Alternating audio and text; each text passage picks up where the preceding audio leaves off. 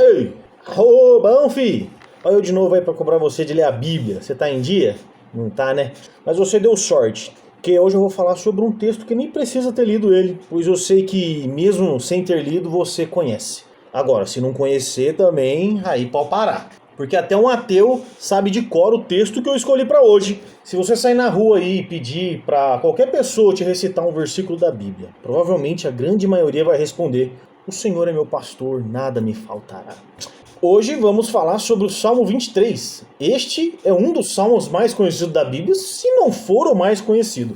Você o encontra escrito em placa de igreja, vai na Dutra e vê isso escrito em caminhão, Salmo 23. As pessoas tatuam um texto desse salmo no corpo. O ateu recita o Salmo 23 quando o avião tá caindo. Mas sabe um lugar peculiar que só os manos da quebrada, só a galera da periferia, só os maloqueiros, os cria, os mandrake, a galera que cola na goma mesmo, aquela galera que, mano, é fita louca, os manos do corre, a galera que usa Juliette, mano, essa galera que é fechamento, tá ligado? Que é fita certa que o bagulho é louco, você tá ligado? Que mete marcha no bagulho, você tá ligado quem que é esses caras? Você não sabe, né? Que você provavelmente não é alguém da quebrada, mas dá uma ligada nesse som, ó. Olha esse som, velho. Escuta esse som. Escuta esse beat. Yo. Se você é da quebrada, com certeza você conhece esse som. E vamos ler o Salmo 23 nesse beat. O Senhor é o meu pastor, nada me faltará. Ele me faz repousar em pastos verdejantes. Leva-me para junto das águas de descanso. Refrigera minha alma. Guia-me pelas veredas da justiça por amor do seu nome. Ainda que eu ande pelo vale da sombra da morte, não temerei mal nenhum, porque tu estás comigo, o teu bordão e o teu cajado me consolam. Preparas-me uma mesa na presença dos meus adversários, unge minha cabeça com óleo e meu cálice transborda. Bondade e misericórdia certamente me seguirão todos os dias da minha vida e habitarei na casa do Senhor para todo sempre. Como eu disse antes, esse é um texto famosíssimo, até os que não são da igreja conhecem esse texto, recitam ele de cor, pelo menos o verso 1. Porém, esse texto traz problemas quando interpretado de forma errada. Ainda mais problemas quando um texto como esse cai na mão da galera da teologia da prosperidade, principalmente o verso 1. Eles dizem assim: estão vendo, irmãos? Está escrito, o Senhor é nosso pastor, nada vai nos faltar. Não vai faltar riqueza, não vai faltar saúde, não vai faltar prosperidade, não vai faltar alegria e bonança. E para deixar ainda pior, a galera que não é da teologia da prosperidade tenta reverter isso, piorando ainda mais as coisas. Eles dizem: a teologia da prosperidade deturba esse texto falando que nada vai faltar, que não vai faltar dinheiro e etc. Mas eles se esquecem que também não vai faltar o vale da sombra da morte, como diz o verso 4, que não vai faltar predador, que não vai faltar luta. Então os da teologia da prosperidade interpretam errado e boa parte dos críticos dessa teologia também acabam corrigindo do jeito errado. Um outro problema que o texto pode causar é o de observarmos as coisas à nossa volta e perceber que está faltando um monte de coisa. Você lê lá, nada te faltará. Olha ao redor e falta dinheiro, saúde, filho, amigo, paz. Enfim, o texto não parece ser verdadeiro quando ele é chocado com a realidade que está em nossa volta. Aí você vai falar: ai, Jonathan, então você é o bonzão, você que sabe o que é o certo. Não sou eu o certo, mas é o texto. E a gente precisa ler o texto da maneira correta. A primeira coisa que a gente precisa ter em mente é que a maioria das traduções em português trazem, não de forma errada a tradução, mas talvez equivocada. Basta então você ler o texto e ele diz o seguinte para você: o Senhor é o seu pastor, nada te faltará. Parece bem óbvio chegar na conclusão de que, sendo o Senhor nosso pastor, por isso nada vai nos faltar, ou seja, ele é nosso pastor, então não falta comida, não falta dinheiro, saúde, etc. A tradução que usamos, a NVT, parece deixar ainda mais claro essa ideia de que o Senhor é meu pastor e nada falta. Ela coloca ainda a letra E, nada. Mas qual é o problema? O problema é a tradução? Não necessariamente. Mas podemos dizer que sim. O que eu quero dizer é que a tradução não está completamente errada, mas dá para melhorar ela. E para a gente entender isso, a gente precisa ver o texto original.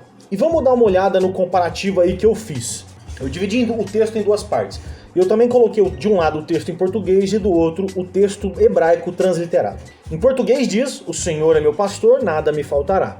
Em hebraico diz: Yahvé roi lo exar. Eu acho que assim tá certo, né? Deve estar certo o jeito que eu falei, eu não sei hebraico, mas deve ser isso. Yahvé roi lo exar, ou exar, ou alguma coisa do tipo. Uma tradução literal desse texto seria: Adonai é meu pastor, não faltará, ou não estarei em falta. Onde que está o problema da tradução? O problema é que no texto original não existe a palavra nada. O que encontramos é a palavra não, que é o lo do hebraico, lo exar, ou exar. Sendo assim, o correto seria retirar a palavra nada da tradução e mudar para não. Então a tradução seria o certo: o Senhor é meu pastor, não me faltará. Só que a frase "o Senhor é meu pastor, não me faltará" fica vazia, e talvez seja por isso que as traduções geralmente preferem colocar nada do que não. Como assim não faltará? Não faltará o quê? É aqui que mora o pulo do gato. Se a gente entender esse texto com a mente brasileira, o texto fica estranho e incompleto. Mas um judeu entenderia esse texto com apenas duas frases, complementares ou paralelas. Mas como assim? Da seguinte forma: o Senhor é meu pastor, não me faltará. O que não te faltará? O pastor. Percebe então que o texto não especifica o que não falta. Ele não diz que X ou Y não vai faltar, mas apenas que não vai faltar. Inserir a palavra nada no texto indica que coisas aleatórias não faltarão. Mas quando a gente deixa vazio, deixando "o Senhor é meu pastor, não me faltará", quando a gente deixa ele assim, significa que essa falta de alguma coisa, na verdade, deve ser complementada com a primeira parte. Sendo assim, a gente compreende o texto da seguinte forma: o Senhor é meu pastor, ele, o Senhor pastor, não vai faltar. Então, com isso em mente, todo o restante do texto começa a fazer sentido. Mas, antes de seguir o texto, perceba que Davi está trazendo à tona a figura de um pastor. Ele é rei agora, já não é mais pastor. Então, provavelmente, esse salmo foi escrito enquanto Davi era perseguido e oprimido por inimigos. O que nos leva a perceber que o rei estava se recordando dos tempos de pastor de ovelha e fazendo uma comparação entre a sua atuação como pastor e a de Deus para com ele. Davi é a ovelha, o Senhor é o seu pastor. Por fim, o texto fica ainda mais claro em nossa mente e tudo fazer ainda mais sentido, a gente precisa colocar na nossa mente alguns comportamentos peculiares de ovelha. Vocês devem conhecer o arqueólogo Rodrigo Silva, né? E ele explica que as ovelhas têm sérios problemas com pessoas novas. Elas não se dão bem com novos pastores, ao ponto delas sempre serem vendidas para um abate e nunca para um novo pastor. Isso mostra então que esses animais têm uma forte relação com o seu pastor e único pastor. Talvez então seja por isso que Davi diz o seguinte: o Senhor é o meu pastor, como uma questão de propriedade peculiar e única. Ele é o meu pastor, não há outro. Outra característica de uma ovelha é que ela é um animal muito medroso. Algumas ovelhas elas chegam a se assustar com a própria sombra, com algum tipo de barulho comum, ou até com o reflexo delas nas águas. O pior é que esses animais, além de medrosos, são desarmados. Elas não têm veneno, não têm garra, não são rápidas e não têm dentes afiados. Um animal que tem medo de tudo e não sabe se defender, precisa do quê? Pastagem e água tranquila para se alimentar. E é isso que a gente vê no verso 2. As ovelhas também não têm GPS. Você já viu o cachorro quando ele sai de casa, ele passeia pelo bairro e depois ele volta para casa como se nada tivesse acontecido? Então, não é esse o caso de uma ovelha. Esse animal, ele não tem rumo, ele se perde facilmente. É por isso que elas precisam ser, como no verso 3, guiadas na vereda da justiça. Então ela é medrosa, não tem rumo, ela é indefesa. Isso não significa que ela não vai passar por perigos, mesmo tendo um pastor que guia ela. Um pastor de ovelhas sabe dos perigos que uma ovelha pode passar. É por isso que o pastor tem um instrumento de trabalho, que é bem conhecido e chamado de cajado. O cajado de um pastor de ovelha tem pelo menos 3 funções num só. Primeiro, o cajado tem uma espécie de gancho na ponta que serve para agarrar a ovelha caso ela caia em algum buraco.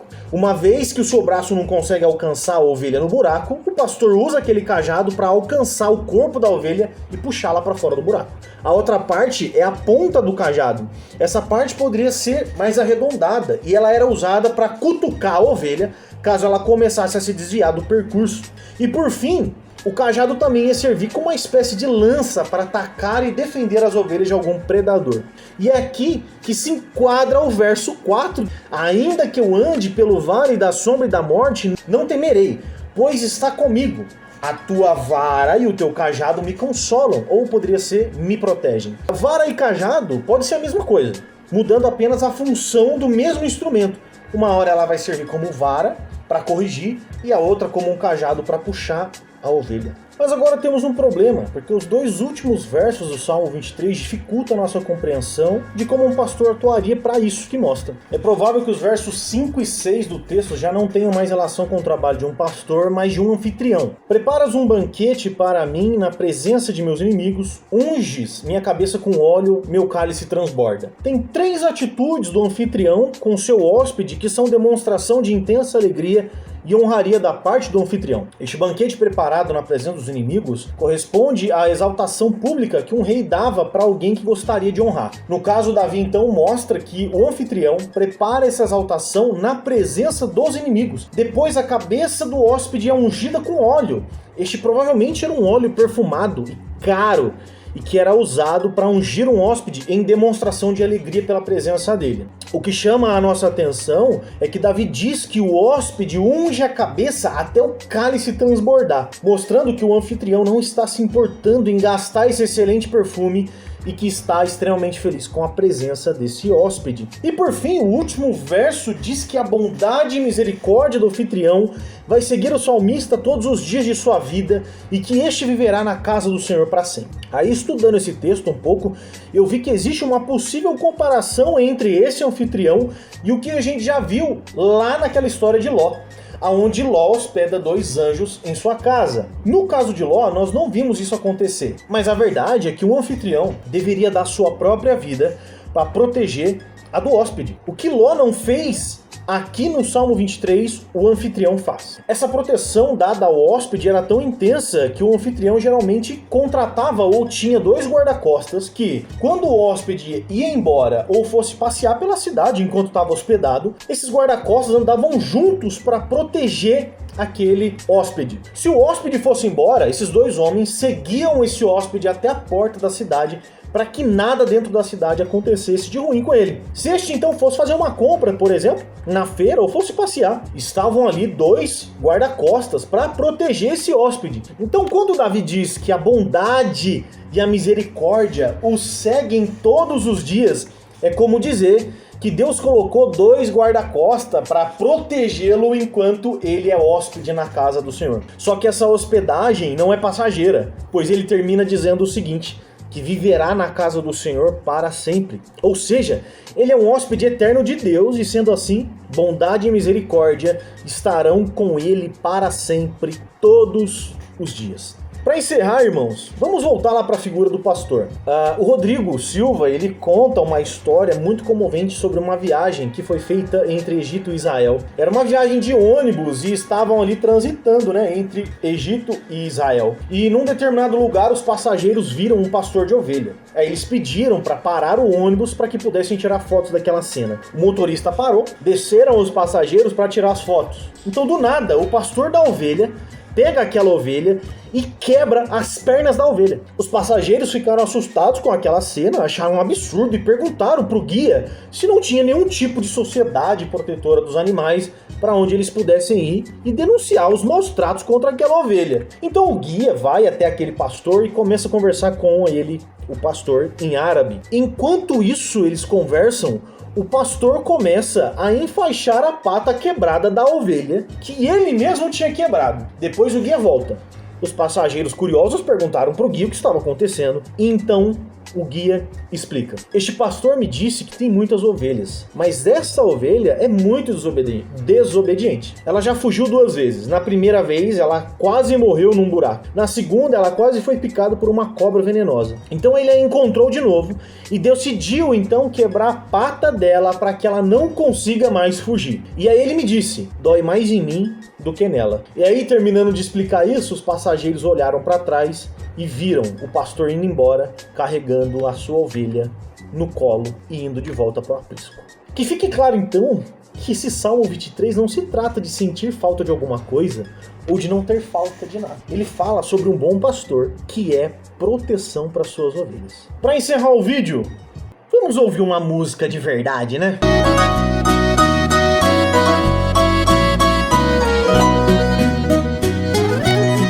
Essa mesma história volta a repetir-se, pois muitas ovelhas perdidas estão.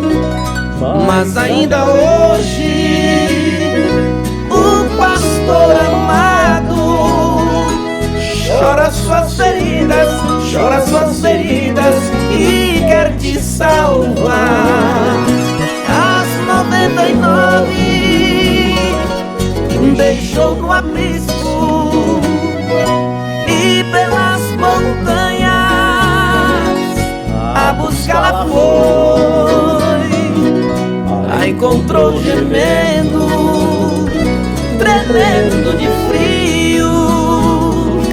Curou suas feridas, pôs logo em seus ombros e ao rede o voltou. Curou suas feridas, pôs logo em seus ombros e ao rede o voltou.